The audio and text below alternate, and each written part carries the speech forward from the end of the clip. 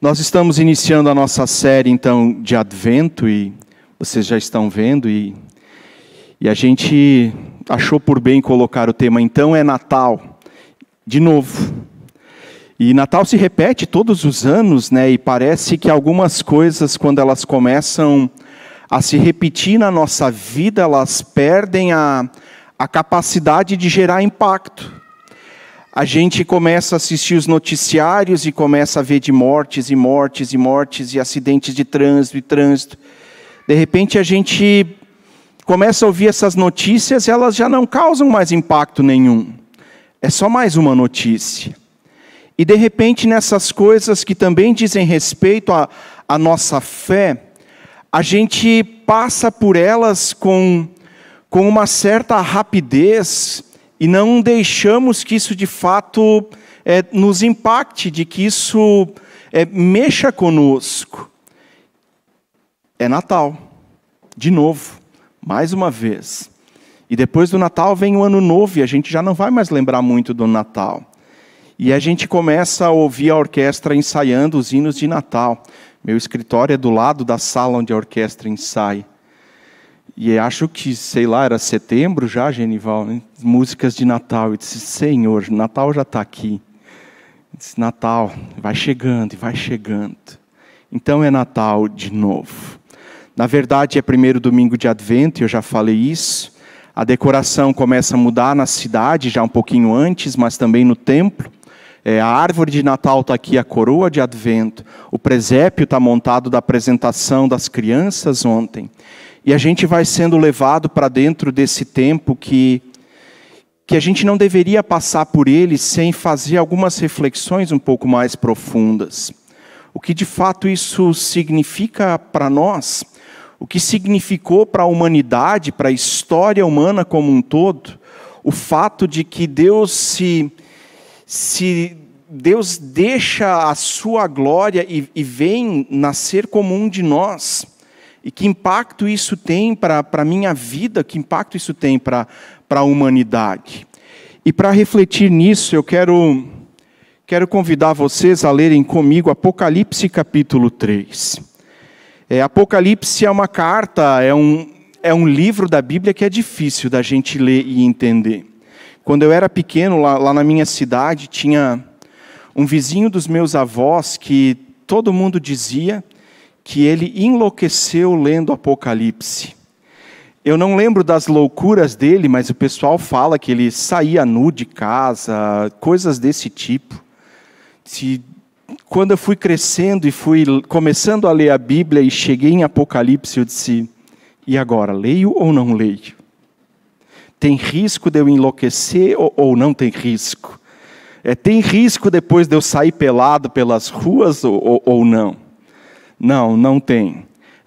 Mas Apocalipse não é um livro fácil da gente ler, porque ele foi escrito com um imaginário das pessoas da época que nós não conhecemos, nós não sabemos disso. Apocalipse mistura um estilo de literatura da época, chamado de apocalíptica. Já aparece isso no Antigo Testamento. Daniel, um pouco de Joel, são livros de apocalíptica, que falam de um futuro, sim, mas não é uma adivinhação do que vai acontecer. Apocalipse também é uma carta, ela foi dirigida às comunidades da época que leram Paulo, sabiam o que Paulo tinha feito, tinham lido os evangelhos, sabiam da vida de Jesus, conheciam boa parte do Antigo Testamento. Para eles, ler Apocalipse foi só mais um texto bíblico que quis só trazer eles de volta para a vida com os pés no chão. A gente lê Apocalipse e se apavora. Quem leu Apocalipse lá em 95, quando o apóstolo João escreve esse texto, leu dizendo, Deus está falando conosco, Ele está falando mais uma vez conosco, Deus está falando conosco para que a gente não desespere diante da demora para Ele voltar. João fala disso, os evangelhos, os outros 3 falam disso. O apóstolo Paulo fala disso, da volta de Jesus. As cartas de Paulo, os evangelhos são escritos por volta do ano 50. Todo o resto do Novo Testamento praticamente estava pronto, escrito, estava no papel. E o Apocalipse agora é do final, é do primeiro século, ano 95. João é o único dos apóstolos que está vivo. A igreja começa a se dispersar e começa a ficar com medo. E João escreve Apocalipse, para que a igreja perca o medo. A gente lê Apocalipse e fica louco. Apocalipse 3, versículos 14 até 20 dizem assim: Ao anjo da igreja em Laodiceia escreva: Estas são as palavras do Amém, a testemunha fiel e verdadeira, o soberano da criação. O soberano da criação de Deus. Conheço as suas obras, sei que você não é frio nem quente. Melhor seria que você fosse frio ou quente. Mas assim, porque você é morno, não é nem frio nem quente, estou a ponto de vomitá-lo da minha boca. Você diz: estou rico, adquiri riquezas e não preciso de nada. Não reconhece, porém, que é miserável, digno de compaixão, pobre, cego e que está nu. Talvez por isso venha a ideia de que agora, porque ele andava nu, foi por causa de Apocalipse. Nem sei se ele andava. 18, desculpe. Dou-lhes este conselho: comprem de mim ouro refinado no fogo, e você se tornará rico. Compre roupas brancas e vista-se para cobrir a sua vergonhosa nudez. Compre colírio para ungir os seus olhos e poder enxergar. Repreendo e disciplino aqueles que amo. Por isso, seja diligente e se arrependa. Eis que estou à porta e bato. Se alguém ouvir a minha voz e abrir a porta, eu entrarei, cearei com ele e ele comigo. Ao vencedor darei o direito de sentar-se comigo em meu trono, assim como eu também venci e sentei com o meu Pai em seu trono. Aquele que tem ouvidos, ouça o que o Espírito diz às igrejas. Nosso texto, de maneira especial, é dirigido a uma comunidade em uma cidade que existia na época. Hoje essa cidade ficaria na Turquia. Mas na época era dentro da província da Ásia, na região chamada de Frígia. E Laodiceia era uma cidade próspera da sua época. Ela era próspera por algumas razões. Ela conseguiu desenvolver um sistema de manufatura de lã que as outras cidades ainda não tinham. Ela começou a produzir roupas como nenhum outro lugar conseguiu produzir até aquele momento.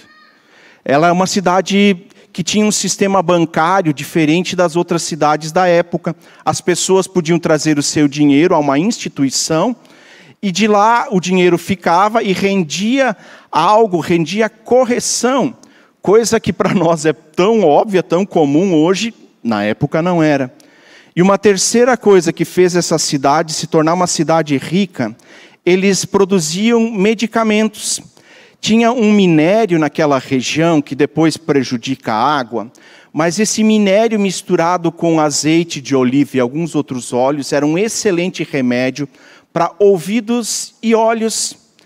Essa cidade que tem uma economia forte, é a cidade mais rica da região, é uma cidade próspera, ela tem uma igreja que entendeu que isso era suficiente. E lendo, não é a primeira vez que eu leio a carta à Laodiceia, eu acho alguns pontos de contato muito interessantes com Jaraguá. Nós somos uma cidade próspera e rica. Eu não sou nascido em Jaraguá, vim de fora, estou há quase 20 anos aqui. É uma cidade que me acolheu e que tem inúmeras virtudes, e a gente só agradece a Deus por ter vindo para cá. É seguro, tem trabalho, tem produção, a cidade é reconhecida. Mas, ao mesmo tempo, quando essas coisas acontecem e a gente começa a olhar para essas coisas, tem risco. tem risco dos nossos olhos se desviarem daquilo que não passa. Jaraguá não existiu sempre. Laodiceia não existiu sempre. E não existe hoje. Eu não estou dizendo que Jaraguá vai passar ou qualquer coisa assim. Mas a economia muda e quem nos garante que daqui a 10, 15, 20, 50 anos, Jaraguá vai oferecer as mesmas coisas para nós que oferece hoje? E se a nossa esperança e expectativa estiver naquilo que a cidade pode oferecer, que não podemos segurar na nossa mão, quando isso não acontecer, o que a gente faz? Por volta do ano 60 depois de Cristo, Laodiceia foi destruída por um grande terremoto. A carta é de 95. O povo da cidade disse para o Império Romano: nós não queremos a ajuda de vocês. O Império Romano quis enviar dinheiro, recursos para a reconstrução da cidade.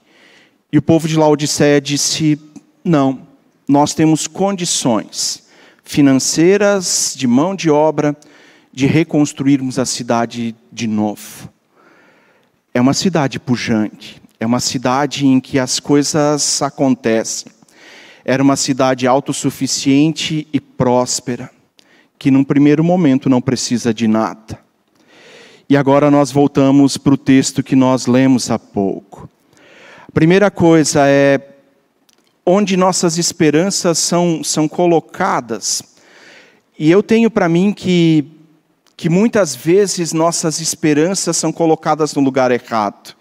E se elas são colocadas no lugar errado, isso gera em nós uma falsa esperança, uma esperança que as circunstâncias podem roubar de nós. O texto começa então com Jesus se apresentando para aquela igreja. Quem está soprando a carta para João é uma visão de João. É Jesus falando com ele, ele começa dizendo: eu sou amém, a testemunha fiel, o soberano da criação. É Jesus dizendo para João: escreve isso para aquela igreja lá naquele lugar. Depois de dizer quem é que está escrevendo essa carta, as palavras começam a ficar mais duras. E o texto então diz: conheço as tuas obras. Ou seja, eu sei o que você está fazendo. E o que você está fazendo não me agrada. O que você está fazendo não me agrada.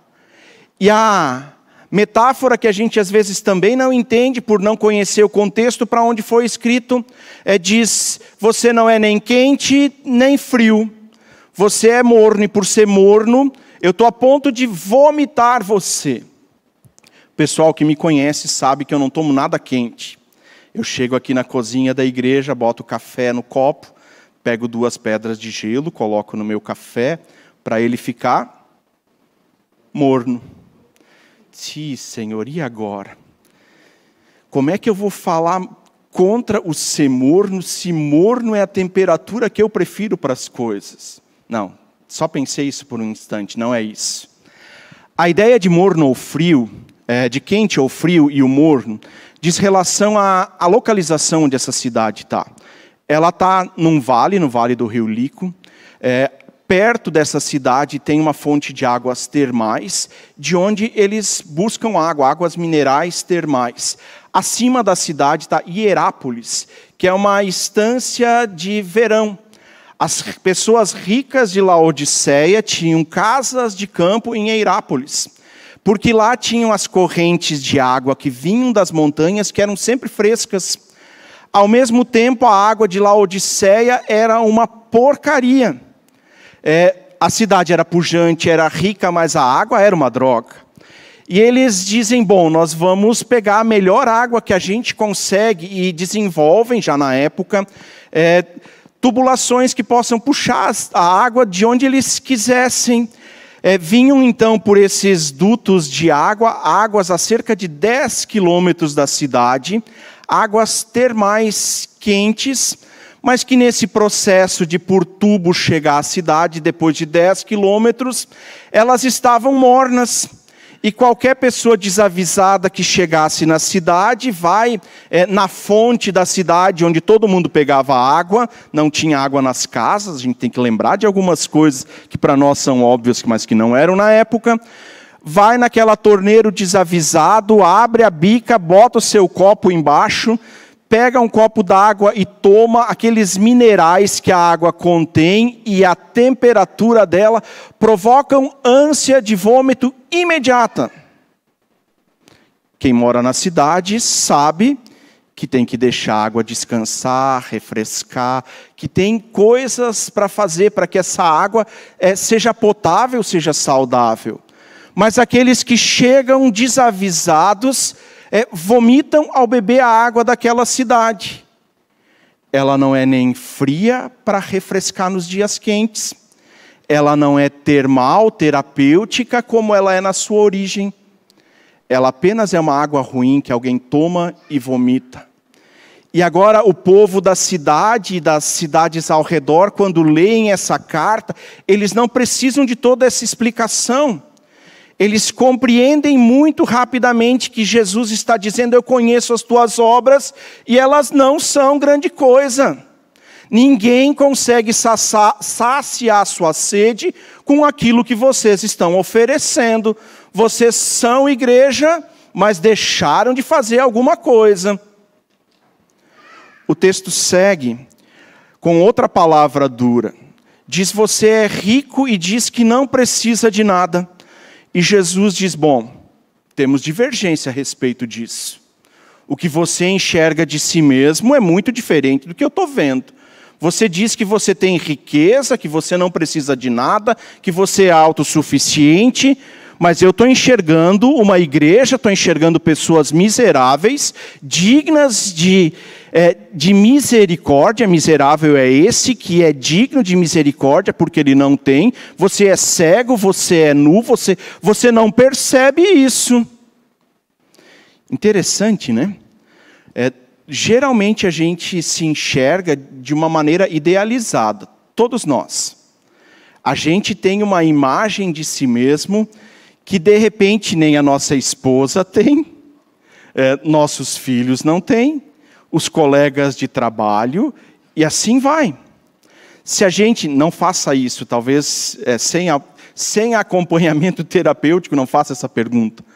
Se você perguntar para a esposa, para o seu colega de trabalho, me defina em 3 palavras. Se você não é o chefe dele, tem chance dessas palavras serem muito diferentes do que você diria a respeito de si. Essa igreja tem uma imagem que não é real. E Jesus vem e diz: espera aí, vocês distorceram alguma coisa. Esse espelho que vocês compraram, ele é de péssima qualidade, ele faz vocês enxergar outra coisa. Ele distorce a realidade. E Jesus, de novo, chama eles de volta a isso. Não é uma contestação à situação econômica, financeira da cidade. É uma contestação à maneira que a igreja vive. Ela não tem mais vida.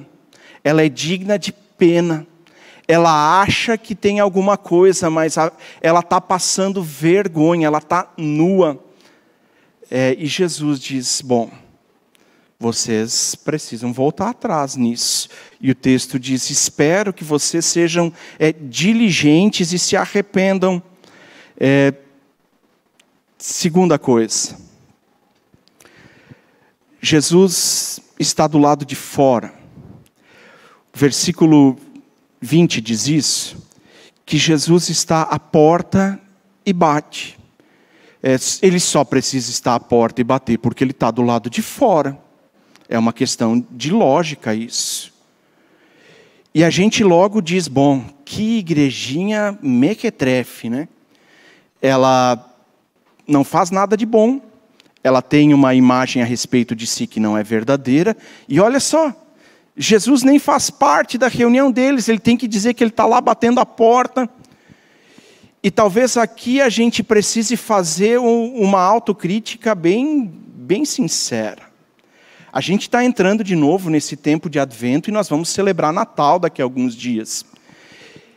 E eu já disse isso outras vezes aqui, Quando Jesus diz que Ele vai voltar, quando as pessoas estiverem desatentas e desavisadas, assim como foi lá atrás no dilúvio, as pessoas estavam vivendo festas e casamentos e de repente vem o dilúvio.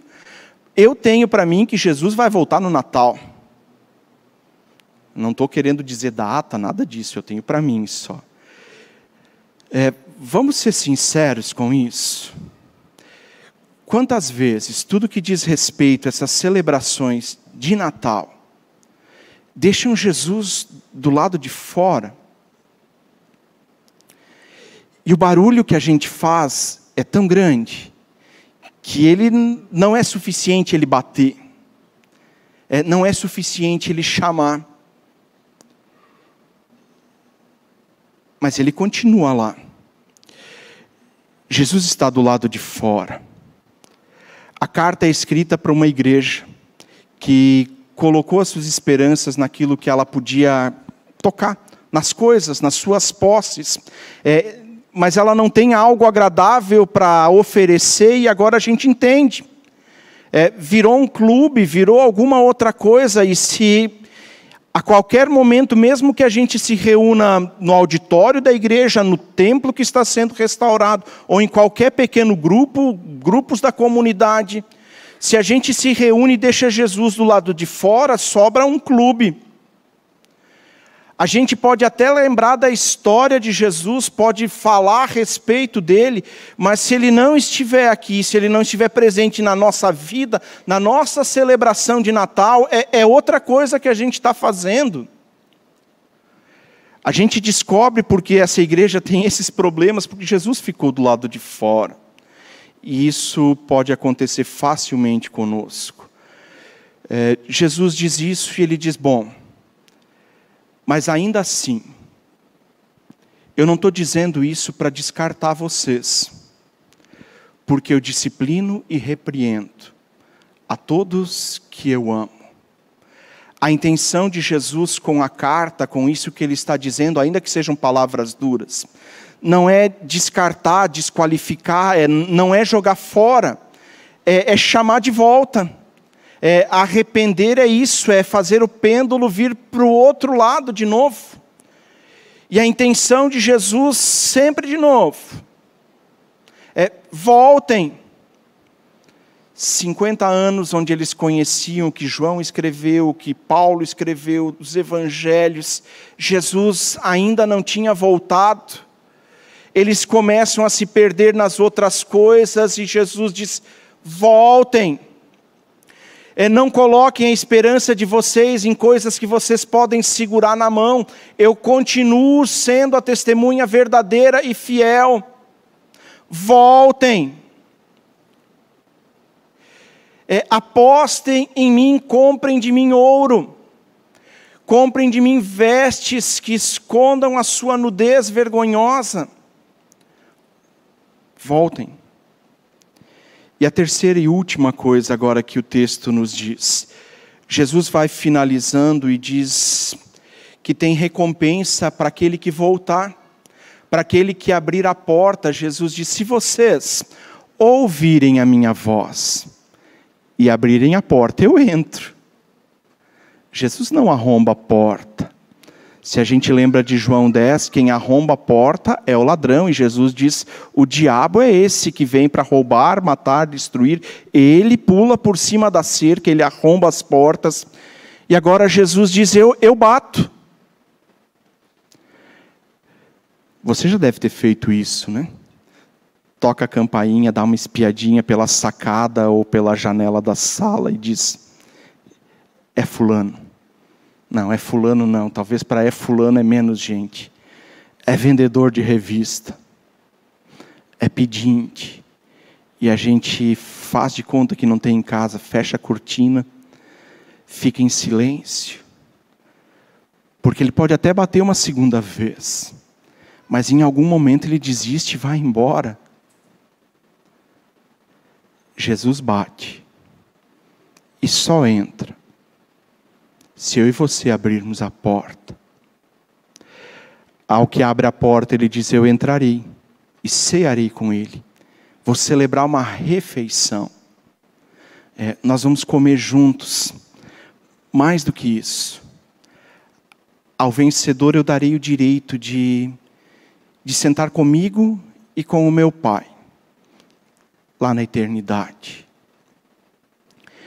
Advento é tempo para a gente colocar, não a decoração para fora, é tempo para a gente colocar algumas coisas em ordem na nossa vida.